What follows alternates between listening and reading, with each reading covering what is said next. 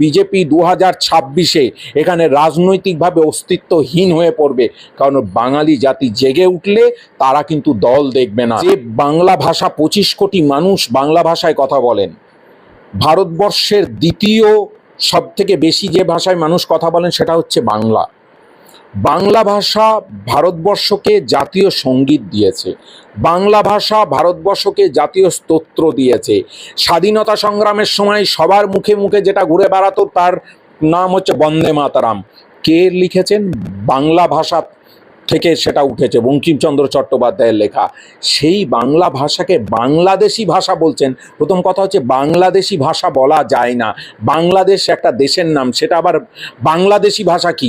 অশিক্ষিত একদিক থেকে, আর এক দিক থেকে কতটা একটা জাতির উপর রাগ হলে, একটা ভাষার উপর রাগ হলে এইরকম কাজ ঘৃণ্য চক্রান্ত করতে পারেন। কিন্তু বাংলা ভাষার ওপর যে অপমান, বাংলা ভাষার ওপর যে আক্রমণ, যে ভাষা নোবেল এনে দিয়েছে, যে ভাষা অস্কার এনে দিয়েছে ভারতবর্ষকে, সেই ভাষার উপর অপমান হলে কিন্তু বাঙালিরা, আবার বারবার বলছি, বিজেপিকে রাজনৈতিকভাবে এখান থেকে শূন্য করে ছাড়বো।